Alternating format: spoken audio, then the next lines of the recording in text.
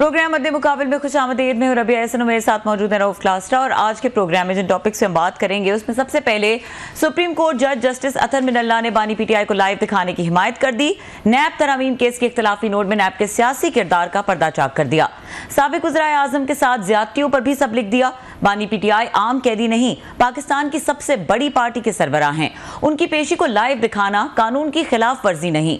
Justice अतर मिनल्ला ने नैब समेत super king किरदार जनरल बाजवा से मुतालिक अपने इख्तिलाफी नोट में क्या लिखा है, आम तफसीलात इस हवाले से आपके साथ शेयर करेंगे। इसके अलावा बात करेंगे तौहीन अदालत केस, मुस्तफा कमाल की गैर मशरूत माफी की दरखास्त मुस्तरद, फैसल वाडा को माफी मांगने के लिए 1 हफ्ते की मोहलत दे दी। झूठ बोलने से डॉलर मिलते हैं, सारे सहाफियों को हमने बचाया। काजी फाइज ईसा मीडिया के किरदार पर भी बोल पड़े। वाडा प्रेस कॉन्फ्रेंस के जरिए किसकी खिदमत कर रहे थे, चीफ जस्टिस के दौरान समाअत अहम रिमार्क्स।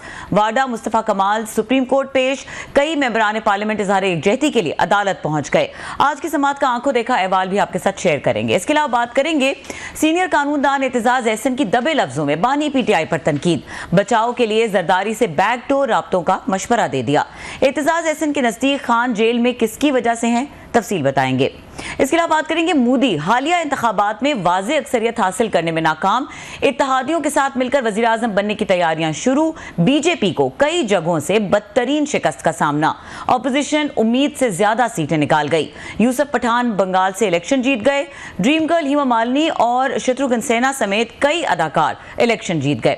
और इसके अलावा बात करेंगे बिलावल भुट्टो सिंध में अपने वज़रा की कारकर्दगी से नाखुश, ट्रांसफर पोस्टिंग सियासत बंद, मेरिट पर अफसरों को लगाने की हिदायत दे दी। वज़रा की सुस्ती पर फट पड़े, आपस की लड़ाइयों का भी जिक्र छेड़ दिया।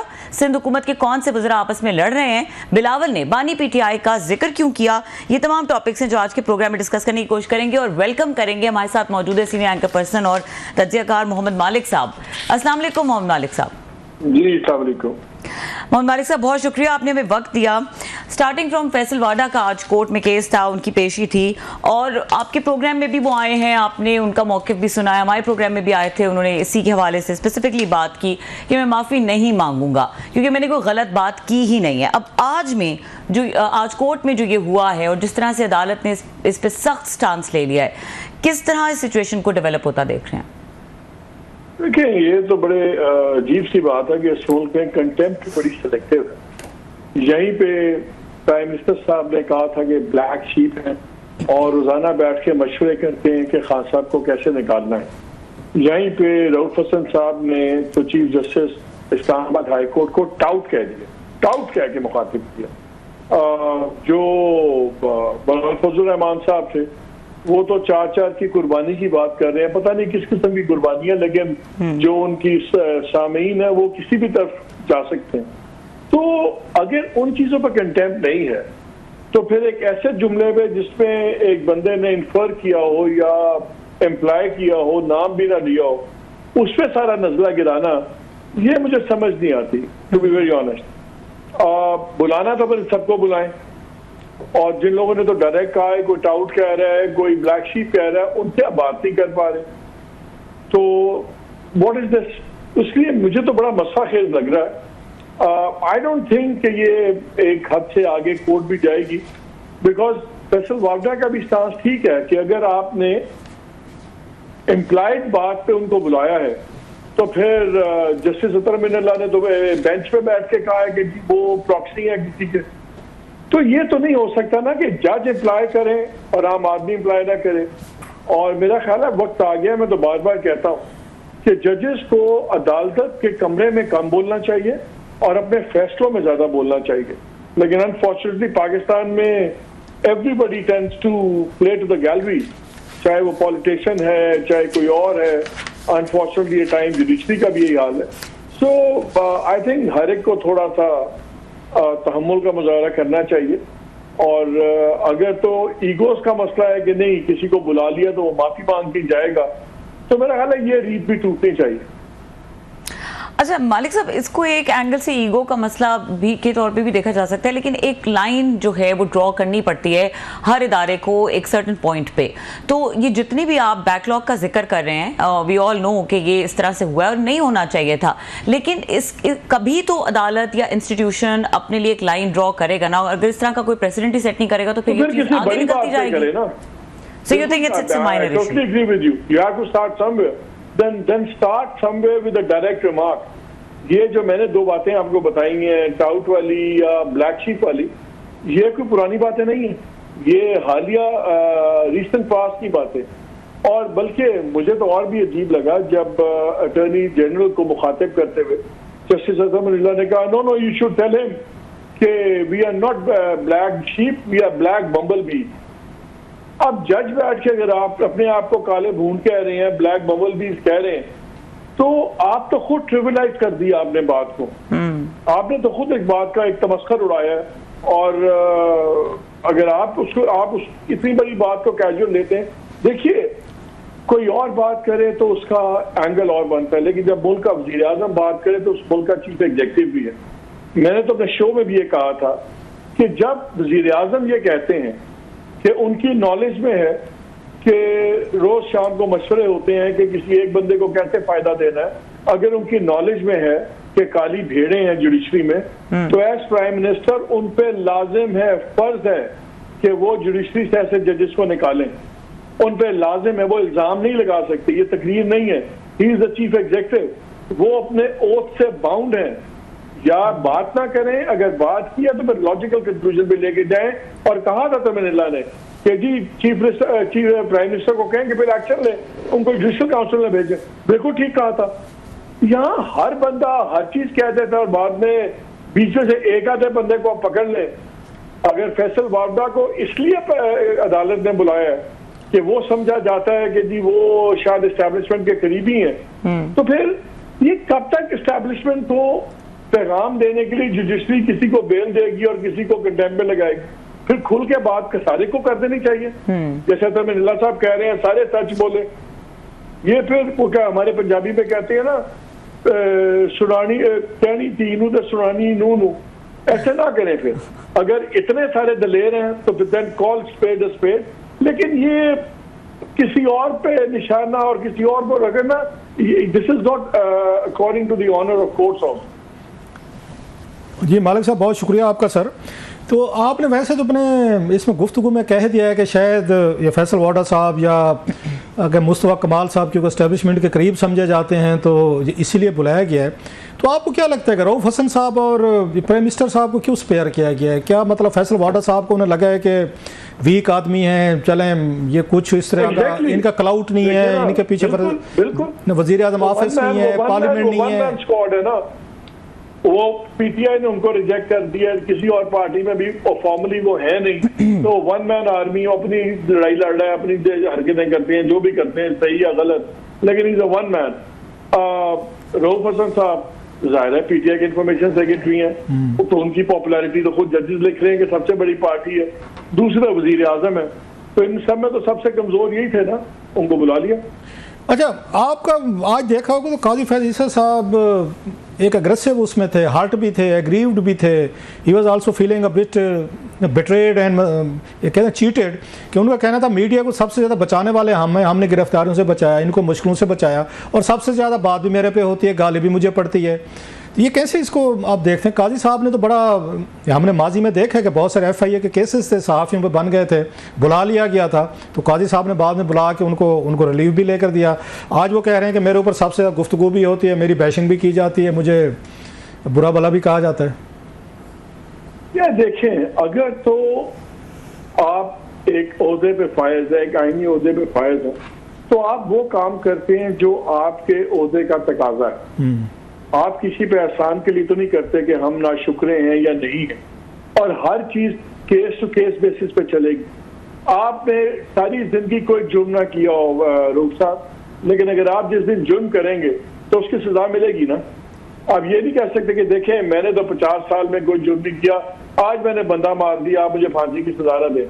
सिमिलरली जब कोर्ट कोई अच्छी बात करती है हम सारे तारीफ भी करते हैं, हम शुक्रमंद भी होते हैं, शुक्रगुजार भी होते हैं, लेकिन वही कोर्ट अगर पैमरा को हमारे पे अनलीश करे, क्या हम चीखेंगे नहीं? मैं तो हमेशा से कहता हूं कि जुडिशरी, हम खास तौर पे जर्नलिस्टों का तो आखिरी रेफ्यूजी जुडिशरी है।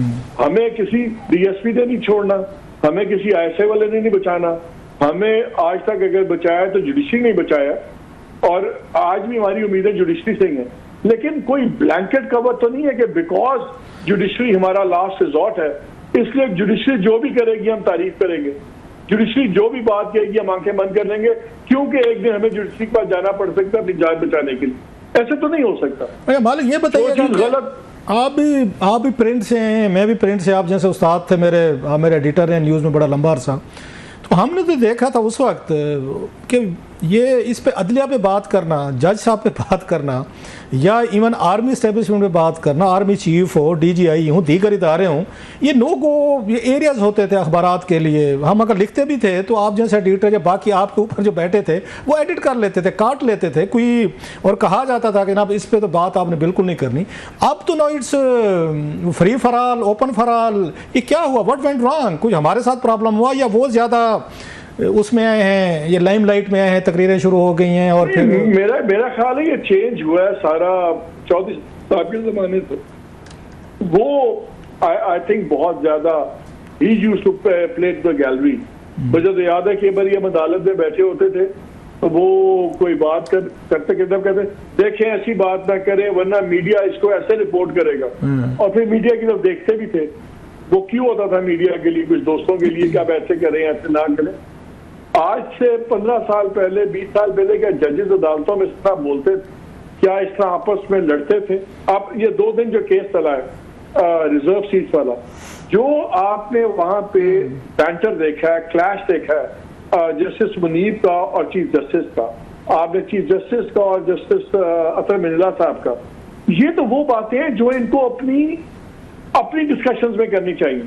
वहां तो ये लग रहा था कि कोई जज प्रोसिक्यूशन की जगह या वो ज्यादा वकालत कर रहा है, वो आर्गुमेंट दे रहे होते थे एक दूसरे के अगेंस्ट। उन्होंने एक बात की, लॉजिक की, तो चीफ जस्टिस भड़क उठे। उन्होंने कहा कि हमने ओथ जो है हमने लॉजिक पे नहीं उठाया हुआ, हमने टेक्स्ट पे उठाया हुआ है, कॉन्स्टिट्यूशन पे। फिर वो कैस्केडिंग एरर्स की बात हुई तो उन्होंने कह दिया देखिए उन्होंने रबर स्टैम्प कर दिया। उस रबर स्टैम्प वाले फैसले के अंदर वो भी बैठे हुए थे, वो उस पर रिएक्ट कर गए। ये जजेस के भी बेंच पे एक दूसरे को ऐसे नीचा दिखाते थे। अब जब ऐसे होगा फिर डिस्कशन तो होगी। अब कल को आप कहें कि जी आप जजेस के कॉन्डक्ट पे नहीं बात कर सकते, बिल्कुल नहीं कर सकते, लेकिन जजेस को भी तो अपने कॉन्डक्ट में नजर रखनी चाहिए। जब जजेस आपस में बहस करेंगे, लड़ेंगे, ओपनली लड़ेंगे, आप उस वक्त ट्रांसमिशन निकाल लीजिए। आपको कितने लॉयर्स सामने बैठे हुए स्मोक करते हुए और मुस्कुराते हुए नजर आएंगे? ऐसे नहीं होता दुनिया में। सुप्रीम कोर्ट ऐसे नहीं होती मेरे लोग। मैंने कई सुप्रीम कोर्ट में ये बताइए जाके केसेस सुने। आप मतलब इससे हम ये कह सकते हैं कि हमारी इस्टेब्लिशमेंट हो और जुडिशरी वो ज़्यादा पोलिटिसाइज हुई है, लिहाजा पॉलिटिकल बुनियादों पे लोगों ने उन पे तनकीद भी करना शुरू कर दिया कि आप इस वक्त फ़लाँ के साथ हैं, फ़लाँ को फेवर दे रहे हैं, आप फ़लाँ को हुकूमत में ला रहे हैं, फ़लाँ को गिरा रहे हैं, इलेक्शन आप मैनेज कर रहे हैं, मैनूवर कर रहे हैं। आपको यहाँ पर इसी तरह केसेस में हमने देखा कि वो तो पॉलिटिकल बेसिस पे जब ये मतलब इंप्रेशन बनेगा, मैं ये नहीं कह रहा कि ऐसे हो रहा था, जब इंप्रेशन ये बनेगा कि आपकी आर्मी इस्टेब्लिशमेंट किसी एक पर्टिकुलर को सपोर्ट करती है, दूसरे को नहीं करती, और ऐसे जुडिशरी के हवाले से आना शुरू हो जाए, जनाब जितने भी केसेस होते हैं पर्टिकुलर बंदे को उसको फेवर मिलना शुरू हो जाते, चाहे नवाज शरीफ साहब को मिली हो, इमरान खान साहब को, या बाकी ये बाद में जितने भी लीडर्स रहे हैं। तो ये तो मेरा ख्याल है ज़्यादा एक्सपोजर हुआ into political affairs, political matters, political cases, political priorities की बुनियाद पे। सो आज जुडिशरी भी अंडर फायर है और एस्टेब्लिशमेंट भी है, और लोग उनको पॉलिटिकल प्लेयर समझते हैं। आज आपने अतर मिनल्ला साहब का 12-13 पेज का जो मैंने पढ़ा है सर, नोट है वो आपने पढ़ा है ना? एब्सोल्युटली। मुझे आप एक बात बताइए, जिस इशू पे उन्होंने बात की कि लाइव ट्रांसमिशन होनी चाहिए नहीं चाहिए, उस पर कितना उसमें स्याही गई है, और नैब की रगड़ने पे और सुप्रीम कोर्ट को खुद रगड़ने पे कि हमारी जुडिशरी ने क्या क्या किया, कितनी स्याही गई भी।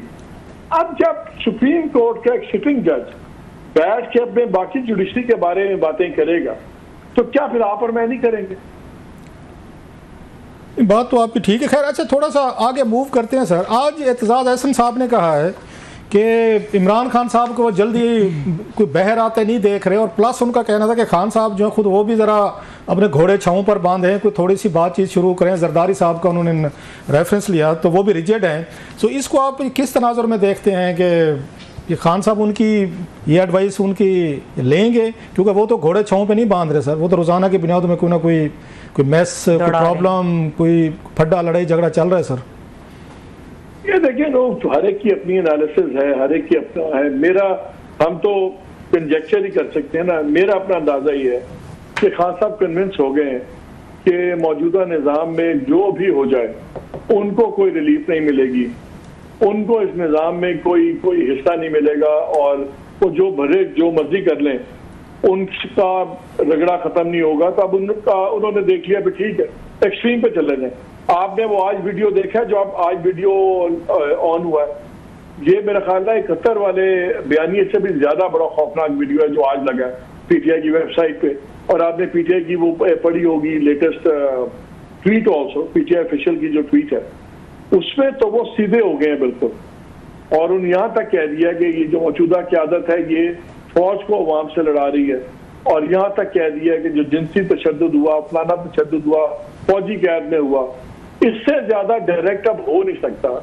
अब आप देखिएगा कि एक आध दिन में 71 वाला बयानिया हल्का लगेगा और ये उससे भी सख्त है। अच्छा, मुझे आपने भी आज रऊफ हसन साहब को मेरा ख्याल है बुलाया हुआ था, आकाश अब्बासी साहब के शो में थे, तो मैंने नोट किया कि वो हालांकि बड़े अग्रेसिव मिजाज के हैं रऊफ हसन साहब। आज वो FIA में भी मेरा ख्याल है बयान रिकॉर्ड करवा कर आए, गौर साहब भी गए थे, वो डिफेंसिव थे, वो पीछे थे। उन्होंने कोई इस पे उन्होंने जो सोशल मीडिया टीम है खान साहब की जो उनका ये ट्विटर हैंडल चला रही है, आज उन्होंने अपने आप को डिस्टेंस किया उनसे, जी मुझे नहीं पता होता कौन चला रहा है, कैसे हैं, बहर बैठ। आज उन्होंने क्या कि मैं इस बयानिए के साथ नहीं हूँ, मेरा ख्याल है डिस्टेंस किया। तो आप समझते हैं कि इस तरह की चीज़ों से जो लोग बहर बैठे हैं खान साहब का चला रहे हैं ट्विटर, वो अपने यहाँ पार्टी के लोगों के लिए प्रॉब्लम पैदा कर रहे हैं जो ऑलरेडी इतनी मुश्किल हालात में ऑपरेट कर रहे हैं। उनके घर हैं, फैमिलीज हैं, उन पे अटैक हुए हैं, उनकी जानों को खतरे हैं, उन पे केसेस हुए हैं। सो उनका ये कोई नहीं सोचते कि थोड़ा सा उनको भी रिलीफ दें जो लोग इनके साथ मुश्किल में खड़े हैं, लाइक रऊफ हसन, बैरिस्टर गौहर, उमर अयूब, एक लंबी लिस्ट है, तमाम लोगों ने भुगता है, भुगत भी रहे हैं।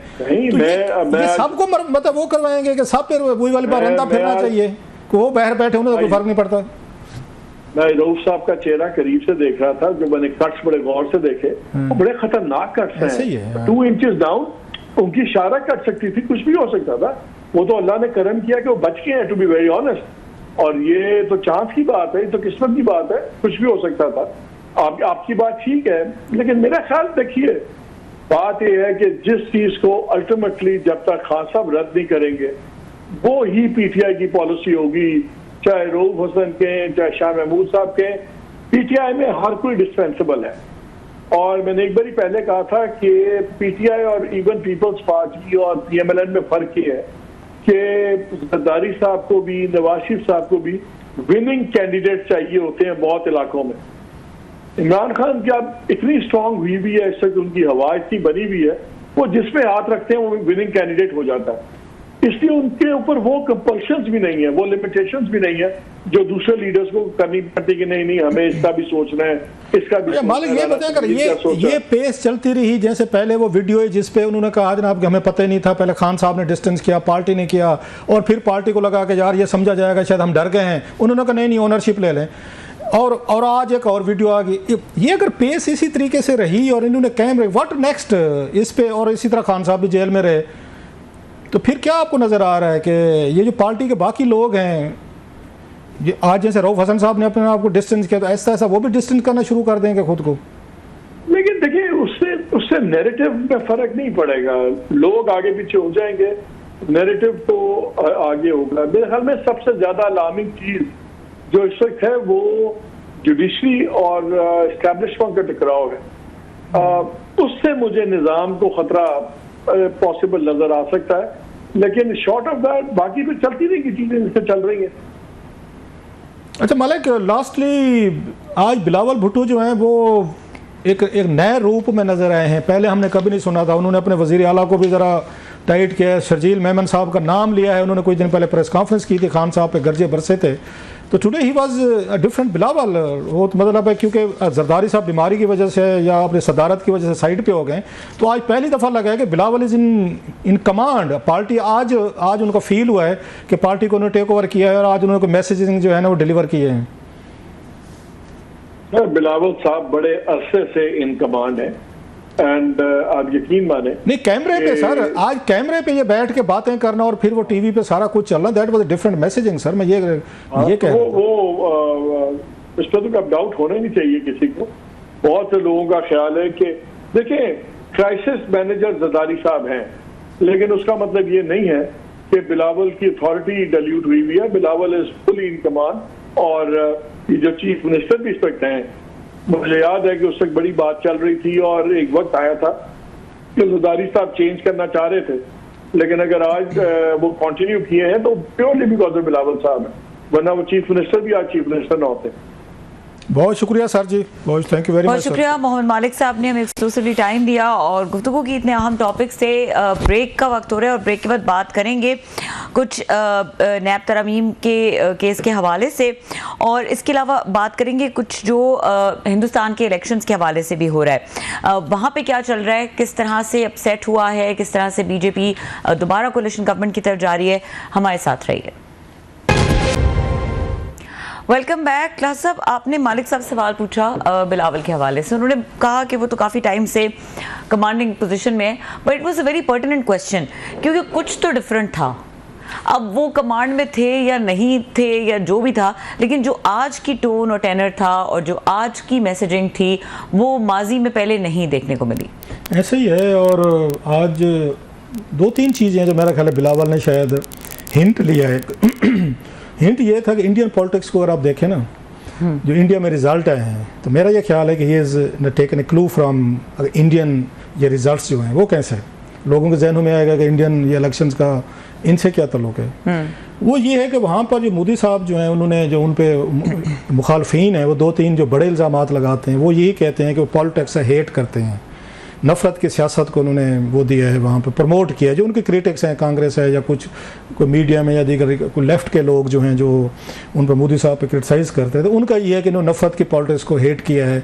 और कभी पाकिस्तान पे वो बात करते हैं, कभी इंडियन मुस्लिम्स पे बात करते हैं, कभी अब जैसे मतलब बाबरी मास्क वाला ये इशू था, या और बहुत सारे उन्होंने वहाँ पे राम मंदिर का उन्होंने इनागुरेशन की अयोध्या वगैरह में। तो इस तरह की आपको याद होगा मुसलमानों के हवाले से कहा था घुस बैठे हैं, जिस पे अच्छी खासी उस पर एक अपरोर हुई थी इंडिया में कि आप इस तरह की बातें करें। सो मोदी साहब का एक स्टाइल रहा है जिस वजह से उन्होंने इलेक्शन जीता भी सही। वो गुजरात से आए थे, वहाँ भी उनको प्रॉब्लम थे और वहाँ पे ये कहा कि राइट्स हुए थे मेरा ख्याल 2002 में, जिसमें बहुत सारे मुसलमानों के बारे में कहा जाता है कि वो उनका कत्ल किया गया था।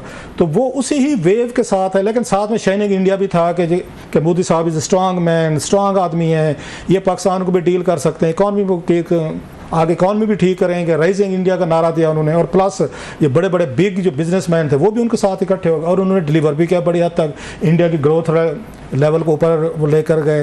पूरी दुनिया से लोग इंटरेस्टेड हुए कि हमने इंडिया में बिजनेस करना है। रीज़न कि इंडिया के पास सबसे बड़ी एक मिडिल क्लास है और मिडिल क्लास को देख के पूरी दुनिया के बिजनेसमैन के मुंह में पानी आता है क्योंकि वो कंज्यूमर क्लास है। ये सारी चीज़ें ठीक है उनकी, और इसी वजह से 2019 का इलेक्शन भी जीते थे।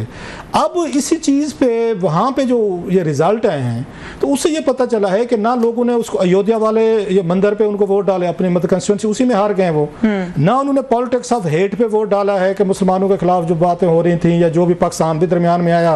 मतलब हम तो एक पंचिंग बैग बने रहते हैं ना, आते जाते, हमें तो मुक्का ज़रूरी लगना होता है। सो इन तमाम चीज़ों पे 3 बड़े जो उनके थे, अच्छा मीडिया, उनका मीडिया भी साथ था, वो भी हुआ। तो उससे ये लगा कि इंडियन पब्लिक जो है उन्होंने अपने आप को डिस्टेंस किया है कि हमें कोई इससे फ़र्क नहीं पड़ता, कि हमें कोई फ़र्क नहीं पड़ता जी पाकिस्तान क्या कर रहे हो और आप क्या कर रहे हैं, हमें यहाँ से ये पॉलिटिक्स ऑफ हेट से नहीं ताल्लुक कोई कि जो मुसलमानों को आप क्या करेंगे नहीं करेंगे, घुस बैठे हैं, आपने मंदिर बना दिया, फेयर इनफ।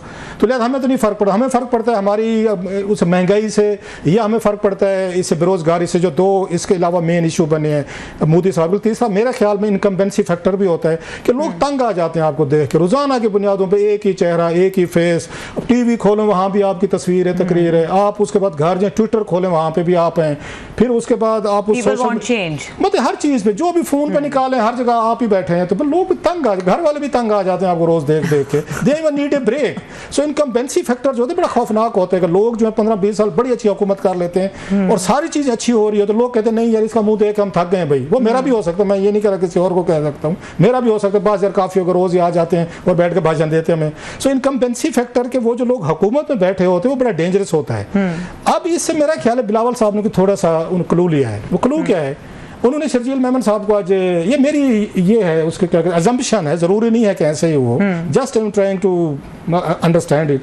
उन्होंने कहा है जिसकी वजह से बात मैं कह रहा हूँ, उन्होंने शर्जील मेमन साहब को बकायदा उन्होंने वो किया, मुखातिब किया कि किधर है शर्जील मेमन साहब। उन्होंने कहा जनाब लोगों को इससे कोई फर्क नहीं पड़ता इमरान खान क्या कर रहा है, नहीं कर रहा, अच्छा कर रहा है, बुरा कर रहा है, ये काम आप मत करें, ये आपका काम नहीं है। आप यहाँ पे सिंध में बैठे हैं, सिंध की बात करें, सिंध के लोगों की बात करें, उनको रिलीफ देने की कोशिश करें, उनको रिलैक्स करें, उनके लिए आपके स्टेप्स। आप जाकर उधर घुस गए, उन्होंने कहा जी आपका मरकज में क्या काम है, आप इंफॉर्मेशन मिनिस्टर हैं सिंध के, अब तकरीर फरमा रहे हैं इमरान खान पे, आज उन्होंने रोका है, आप जरा नोट करें क्यों रोका है। उन्हें भी ये शायद फील हुआ है कि यार कि अगर वहाँ पे इंडिया में लोगों ने मोदी साहब जैसे करिज्मेटिक, उनका बड़ा एक पॉपुलर लीडर हैं और पॉपुलर किस्म के वो करते हैं, वो भी कल्ट है ना माशाल्लाह वहाँ पे, उनकी फॉलोइंग को भी इसी तरीके से कहा जाए, उन्होंने मजहब कार्ड अगर बड़े अच्छे तरीके से खेला है, जो निकलिक हुआ उनका। So Bilawal has got some clue कि भाई साहब आपने इमरान खान साहब पे बात करें ना, आप सेंटर में घुसें, आपका सिंध है वहीं पे रहें और वहीं पे वोट हमने सिंध से लेने,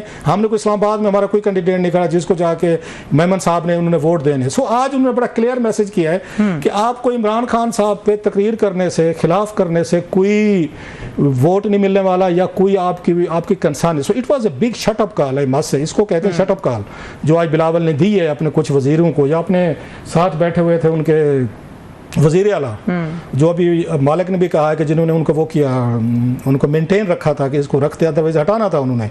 तो इसका मतलब तो एक और हुआ कि फिर बिलावल साहब का जो जजमेंट है वो फिर ठीक नहीं निकली। फिर वो हमारे ना उस्ताद मोहतरम कामरेड ये प्रोफेसर डॉक्टर आसिफ अली जरदारी साहब की ठीक रीडिंग थी कि वो अगर इनको नहीं बनाना चाह रहे थे, जो मालिक ने कहा कि वो इस दफ़ा इनको नहीं बनाना चाह रहे थे मुराद अली शाह को, उन्होंने कहीं ना कहीं से उन्होंने कामरेड हमारे जरदारी साहब ने देख लिया होगा कि भाई साहब ये 1-2 टर्म लेने का इनकम्बेंसी फैक्टर स्लो हो गए, ये कंफर्ट जोन में आ गए, आप ये मेहनत नहीं करते, बस ठीक है चल रहा है चलता रहेगा, मेरे अलावा कौन वज़ीर आला बनेगा। सो बिलावल ने जब उनको बनवाया तो बिलावल वाज एक्सपेक्टिंग कि आप ये डिलीवर करेंगे, तो बिलावल को फील हुआ नहीं भाई वो तो कंफर्ट जोन में बैठे हुए हैं, कंप्लेसेंट हो गए। अच्छा अगला सॉरी एक बात, अगला ये बिलावल ने अगर बनना है वजीर आजम बनना है अगले इलेक्शन में, जिसकी वो तैयारी कर रहे लग रहा है, तो उसको वोट तो सिंध से चाहिए। अगर ये हुकूमत रही और इसी तरीके से इनके काम रहे, उनके वजीरों को अब मतलब खवातीन के ट्रांसफर पोस्टिंग जो मतलब तरीका है हमारे यहाँ, ये अल्लाह का शुक्र है पंजाब में तो रोका है ये सारा आके, उससे पहले इमरान खान साहब के दौर में रोका था, बुज़दार साहब के दौर में रोका था, जिन्होंने सिस्टम बनाया था, लेकिन सिंध में भी है। अब उनको फिक्र पड़ गई है कि जनाब ये जो भाई साहब हैं ये इधर सिंध से बाहर निकल के ये हमले कर रहे हैं, कल को मैंने वज़ीर आज़म बनना है, मुझे वोट यहाँ से चाहिए, MNA का वोट चाहिए, तो ये तो ये बैठे हुए कंफर्ट जोन में बैठे हुए हैं, ये तो काम ही नहीं करते, ये तकरीरें करके प्रेस कॉन्फ्रेंस कर रहे हैं।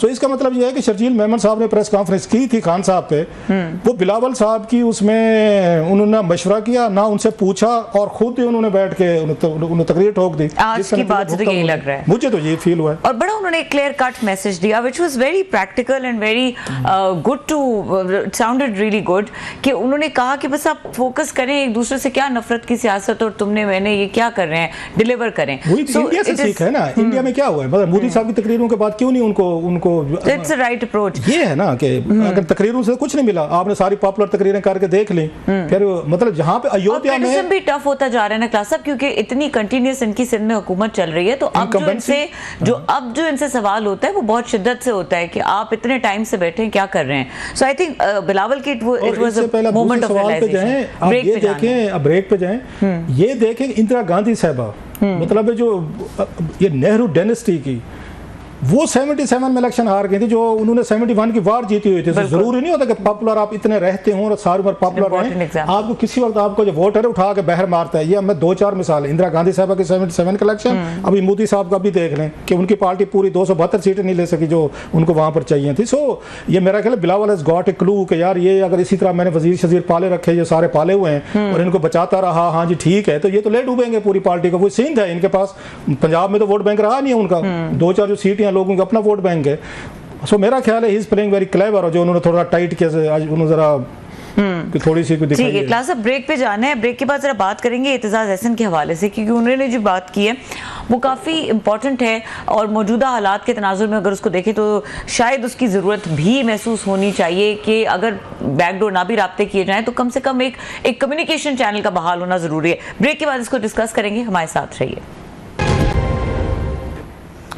Welcome back. क्लास साहब, कुछ बात करेंगे ये जो एफआईए में पेशी थी आज बेस्ट गोहर की और रऊफ हसन साहब की, और ये जो वो मुतनाज़िर ट्वीट है उस हवाले से ये पेशी थी, उन्होंने वहाँ पे अपना मौक़िफ़ दिया। रऊफ हसन साहब तो बहुत जगह प्रोग्राम्स में बैठ के अपना मौक़िफ़ देते रहे।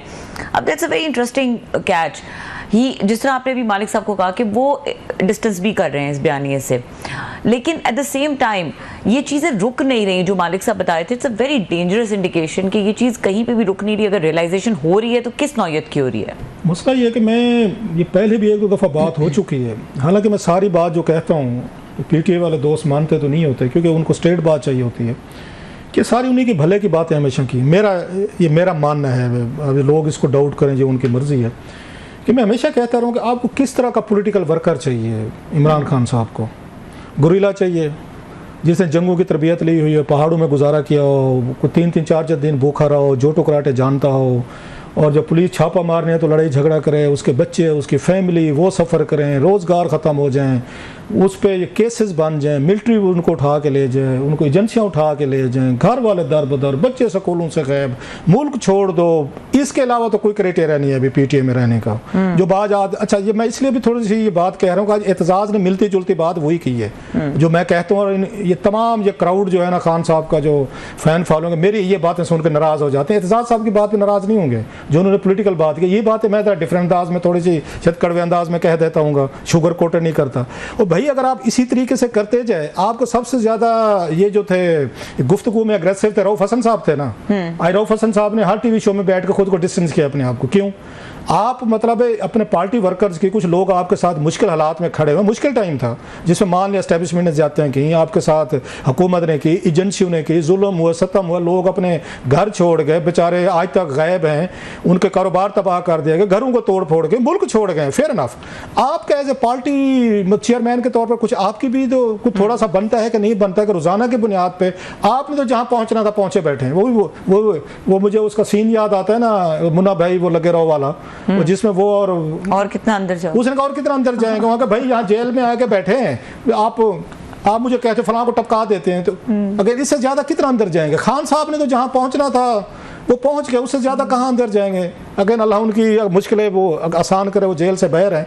और लेकिन भाई साहब और भी तो लोग हैं, उनके बच्चे हैं, उनको रिलीफ दें। ये पाकिस्तान है, आप इसको इतना बोझ आपने डाल दिया है, इस पूरे का पूरा अपनी पार्टी पे डाल दिया, इंस्टीट्यूशंस पे डाल, ये इस काबिल नहीं। अब आप कहेंगे दुनिया में, अच्छा फिर पता है हमें क्या बताया जाता है, और जब अमेरिका में ये होते हैं तो अमेरिका में ट्रंप के साथ क्या हो रहा है फिर? ठीक है, अच्छा फिर मिसालें में कहाँ की देते हैं? वो अमेरिका की देंगे, यूरोप की देंगे, ब्रिटेन, उससे कम तो मिसाल देते नहीं। मुझे याद दिलाएगा, कल से बात करेंगे जी। सो खान साहब आप तो जहाँ पे थे अल्लाह आपको वापस लाए, आप मतलब आगे फ्री होकर हैं, दूसरों का भी ख्याल करें। अपने जो रोजाना की बुनियादों पे आपने यहाँ पे 180 की स्पीड पे, जो मैं कहता होता हूँ स्पीड ब्रेकर जो है ना, वो खान साहब को पहले नजर नहीं आता, आ जाए तो वो स्पीड बढ़ा देते हैं। इसको डेफिनेटली फॉलो अप करेंगे। इस वक्त प्रोग्राम का वक्त खत्म हो गया। देखने के लिए शुक्रिया, इजाजत दीजिए, अल्लाह हाफिज।